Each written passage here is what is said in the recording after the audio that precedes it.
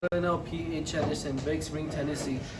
Sir, I got your letter and was glad to find you had no forgotten Jordan and that you wanted me to come back and live with you again, promising to do better for me than anybody else can. I have often felt uneasy about you. I thought the Yankees would have hung you long before this for harboring reps they found at your house.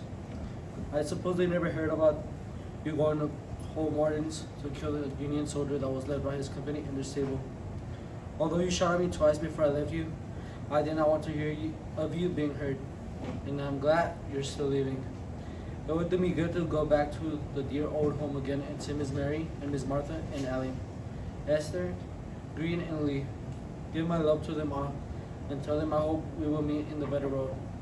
If not in this, I would have gone back to see you all when I was working in the Nashville hospital.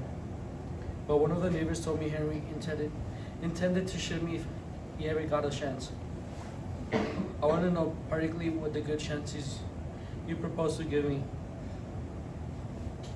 I am doing tolerably well here. I get $25 a month with victuals and clothing. I have a comfortable home for Mandy. The folks here call her Miss Anderson. The children, Millie, Jane, and Grundy, go to school and are learning well. The teacher says Grundy has a head for a preacher. They go to Sunday school, and Mandy and me attend church regularly. We are kindly treated. Sometimes you overhear others saying, them colored people were slaves down in Tennessee. The children felt hurt when they hear such remarks, but I tell them it was no disgrace in Tennessee to belong to Cole Anderson. Many darkies would have been proud I used to be to call you master.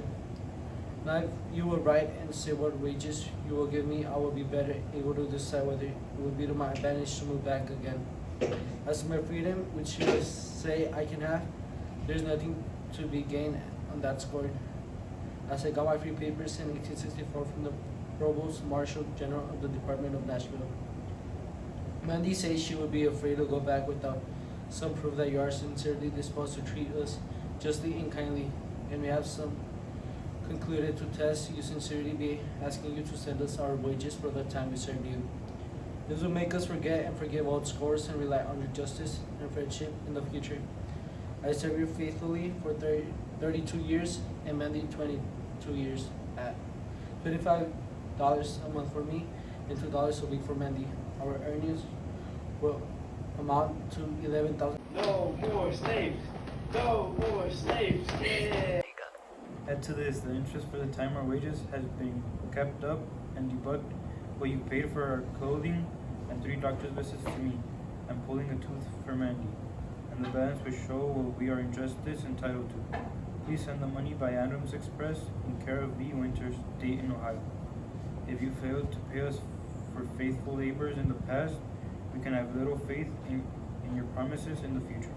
We trust that the good makers has opened your eyes to the wrongs which you and your fathers have done to me and my fathers, making us toil for you for generations without recompense. Here I draw my wages every Saturday night, but in Tennessee there was never any payday for the Negroes, any more than for the horses and cows. Surely there will be a day of reckoning for those who defraud the laborers of his hire. In answering the letter, please state if there will be any safety for my Millie and Jane, who are now grown up and both good-looking girls. You know how it was with Matilda and Catherine. I would rather stay here and starve and die if it comes to that, than have my girls brought to shame by violence and wickedness of their young masters. You will also please state if there has been any schools open for the colored children in your neighborhood.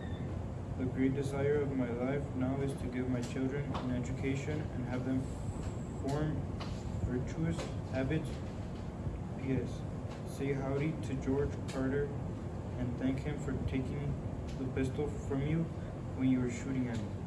From your old servant, Jordan Anderson. No more food.